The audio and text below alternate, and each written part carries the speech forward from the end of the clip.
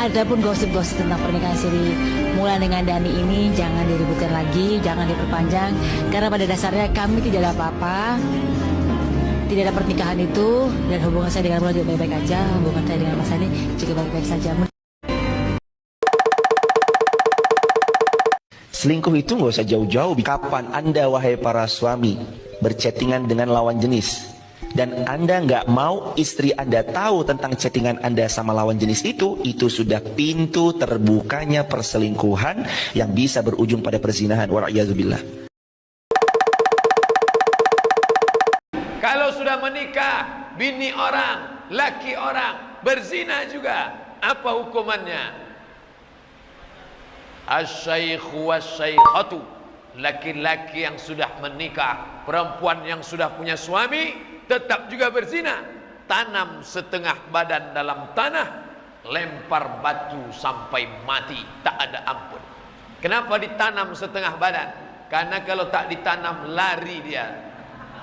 Maka tanam sampai sepinggang, ambil batu, lempar sampai mati.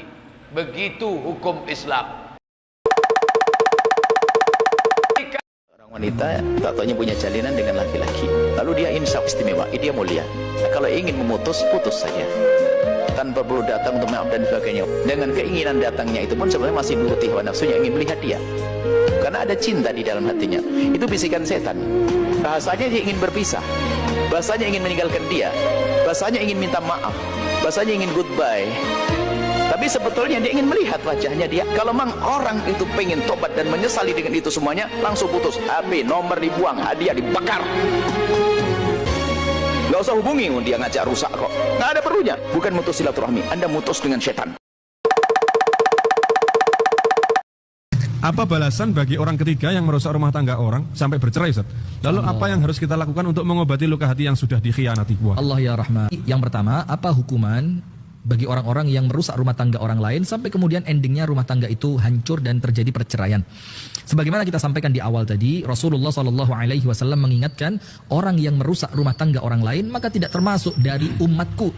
Maka oleh Nabi SAW tidak dianggap sebagai umatnya. Terus bagaimana mendapatkan syafaatnya? Yang kedua, ingat, al-jaza'u min jinsil amal. Balasan dari suatu amalan adalah balasan yang serupa. Hati-hati, sekarang Anda merusak, besok Anda dirusak. Yang ketiga, kita perlu hati-hati, karena ini yang Anda rusak adalah sesuatu yang dipertanggungjawabkan di hadapan. Bagaimana kalau suami berselingkuh, dia nikah dengan selingkuhannya, kemudian dia menceraikan selingkuhannya. Istri pertama mungkin sakit hati, bolehkah minta cerai? Itu khiyar. Karena perbuatannya sudah perbuatan fasik. Berzina, perbuatan fasik, saya bilang sudah terbuka. Tapi kalau dia mau bersabar, dia mau maafkan, itu baik. Cuma ada karakter perempuan memang ya, ibu-ibu, dan ini bapak-bapak ibu sekalian, memang kita garis bawahi. Ada satu poin yang penting dari ibu-ibu, kelebihan, positif. Masih bisa memaafkan. Kalau dalam masalah perselingkuhan. Banyak terjadi perselingkuhan, kemudian diakhiri dengan pernikahan. Awalnya selingkuh tadi, aduh daripada berbuat dosa teruslah anak nikahin. Antum menikahin seorang pezina, dan antum pun pezina.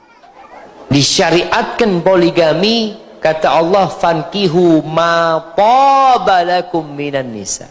Perempuan yang baik-baik buat kalian, thayyib.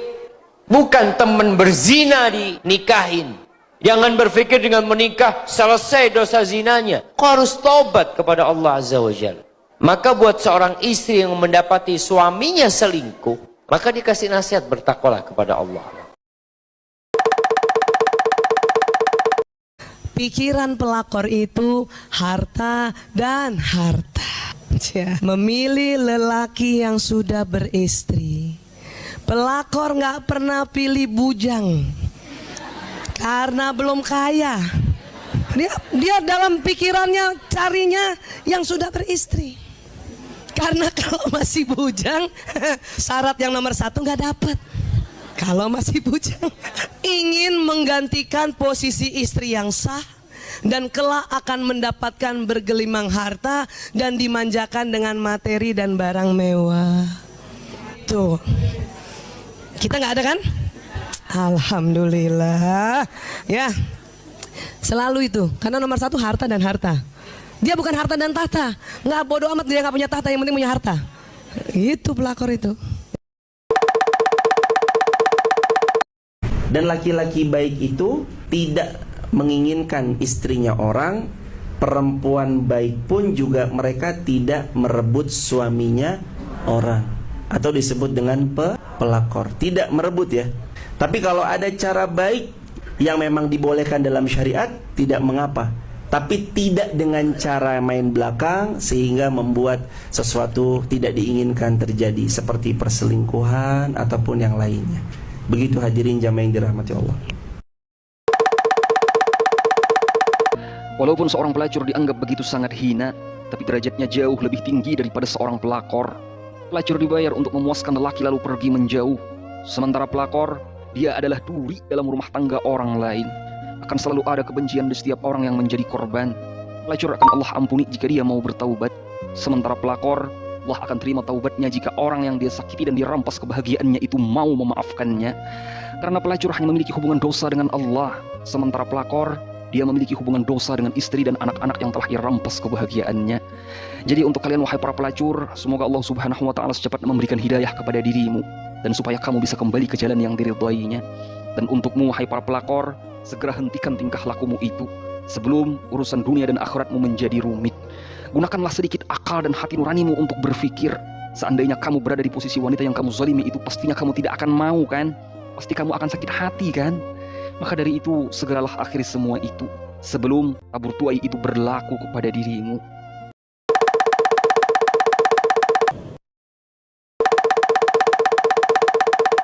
Tahu pelakor? Kok gaul? Apa pelakor? Berebut laki orang, nggak ada kerjaan sih soalnya, jadi suka ganggu suami orang. Tidak ada orang yang membangun rumah tangga itu pengen adanya kehadiran orang ketiga. Pengennya berdua aja terus.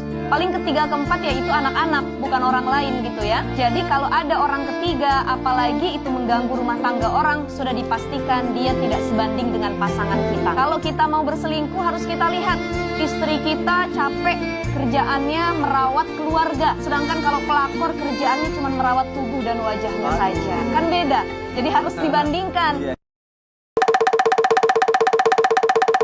Untuk pelakor yang merebut suami orang, Anda jangan bangga dulu. Bukan berarti Anda lebih baik, lebih sempurna dari istri sah. Bukan. Anda itu hanya dijadikan tempat pembuangan racun seenaknya dan sekenanya sama suami orang tanpa harus ada tanggung jawab hukum. Anda harusnya malu karena selama ini hanya dibodohi. Dan untuk ikhwah, haram hukumnya mengganggu istri orang. Nggak boleh. Haram. Kata Nabi SAW, siapa yang mengganggu istri seseorang atau pegawainya atau pembantunya atau sahayanya yang sudah terikat dengan kontrak, maka bukan dari golongan kami. Jadi kalau orang sudah jadi status istrinya orang lain, lupakan sudah. Nggak ada upaya, taruh depan mata antum, haram. Ya, nggak boleh ganggu istri. Karena itu lebih cantik, lebih ini, kirimin surat. Nanti kalau kau masalah sama suamimu sampaikan ke saya ya. Atau sengaja buka kesempatan curhat-curhat. Tahu pelakor perebut laki orang. Ini usum sekarang musim. Perebut laki orang pelakor, ya toh. Jadi mereka sudah beristri kemudian diganggu sampai akhirnya pisah dengan istrinya. Kadang-kadang si perempuan sudah punya suami, si laki-laki sudah punya istri, karena HP-an kemudian sampai akhirnya rebut-rebutan, rumah tangganya yang perempuan hancur, yang laki hancur, terus kemudian mereka bersama. Apakah mereka akan bahagia? Demi Allah tidak akan bahagia. Karena hubungan mereka dari pertama sudah menyalahi aturannya Allah Subhanahu wa taala. Kalau tampak bahagia di dunia, pasti akan susah sekali di akhirat. Karena orang yang mengganggu rumah tangga orang lain itu akan kualat, akan terjadi ke anaknya. Allah kalau balas, gak balas ke dirinya, balas ke anaknya. Dia ikut susah juga. Karena perzinahan itu seperti utang. Apa hukum bagi seorang pelakor berebut laki orang? La yu'minu ahadukum, kamu tak beriman, hatta yuhibba li akhi ma yuhibbu li nafsi, sampai kau merasakan sama macam rasa saudaramu. Kalau kau rebut laki orang, tinggal bininya, tinggal anaknya, hancur rumah tangganya. Bagaimana kalau kau yang mengalami itu? Kalau dicubit pipi kita sakit, begitu juga pipi orang. Iman bukan cuma diukur dengan sholat tahajud malam. bukan diukur infak sedekah. Bagaimana merasakan perasaan orang lain. Bagi yang ada niat merebut laki orang, pikir baik-baik. Begitu juga yang mau melarikan bini orang. Selingkuh itu pasti memandang perselingkuhan itu indah. Betul nggak? Kalau nggak indah, kenapa mereka lakukan? Karena perempuan yang haram untuk Anda itu perempuan yang oleh syaitan dihiasi luar biasa, maka seakan-akan perempuan itu begitu indah. Karena laki-laki yang sedang Anda incar sekarang untuk menjadi teman selingkuhan Anda, itu laki-laki yang sedang dihiasi oleh syaitan. Akan tetapi ingat, indahnya pintu perselingkuhan itu adalah seakan-akan pintunya saja yang indah, tapi setelah Anda buka, Anda akan terjatuh kepada kehancuran dan kehinaan.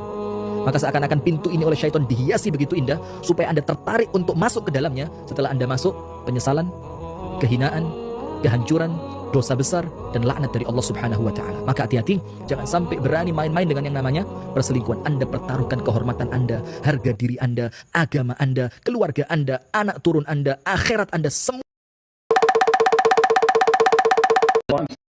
Bismillah, dosa yang tak diampuni apa Ustaz? Kalau dosa berzina, selingkuh dengan istri orang, sedangkan sudah punya istri, apakah benar hukumannya dilemparin sampai mati? Terus bagaimana cara tobatnya? Apakah bisa diampuni? Nah, alhamdulillah, termasuk dosa besar itu adalah berzina. Tapi tadi kita sampaikan bahwa Allah mengatakan innallaha yaghfiru dzunuba jami'an. Allah mengampuni semua dosa. Jadi kesempatan untuk bertobat ada. Kalau orang ini ditangkap atau dia datang kepada pihak yang berwajib seperti mereka datang kepada Nabi SAW, maka dirajam orang tersebut.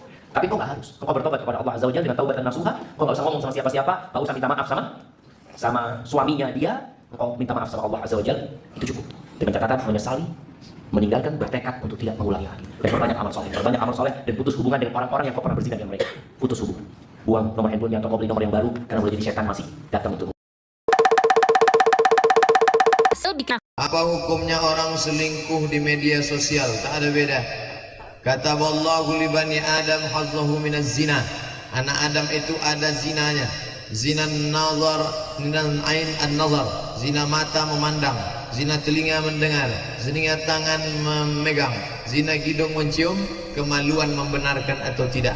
Jadi orang yang tidak jumpa, zina jarak jauh, itu juga zina mata, zina telinga, zina otak, zina hati, zina pikiran.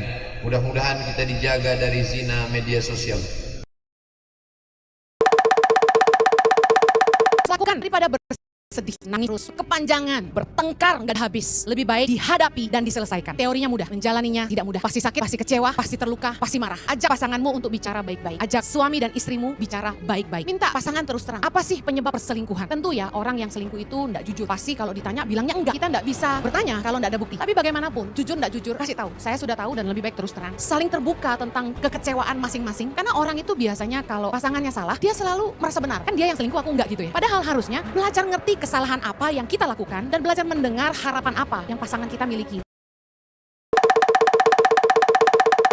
Ada mahasiswa, waktu saya masih mengajar di UIN. Mohon maaf Pak Ustadz, saya tak bisa masuk. Kenapa kau tak masuk? Ban saya bocor. Allah tunjukkan kalau kita benar. Keluar saya dari UIN, pas lampu merah simpang Kubang, nampak saya lah perempuan megang pinggangnya. Langsung saya ambil dari belakang video. Kau kemarin kan tak datang? Bocor Pak Ustadz. Kepala otak kau bocor nih. Nih. Kalau ibu lurus, Allah tunjukkan. Ibu banyak beribadah, tunjukkan ya Allah, tunjukkan ya Allah, tunjukkan ya Allah.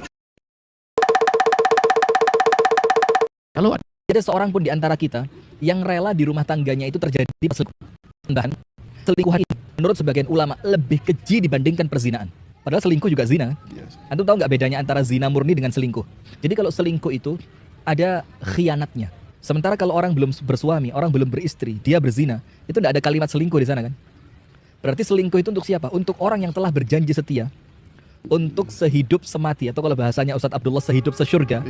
Mereka terikat dalam ikatan yang Allah katakan mitsaqan ghalidho, suatu perjanjian yang sangat keras. Ternyata salah satu di antara pasangan ini berkhianat dan melabuhkan hatinya kepada orang lain. Nah, maka itulah kenapa menurut para ulama bahwa selingkuh ini jauh lebih berbahaya dibandingkan perzinaan.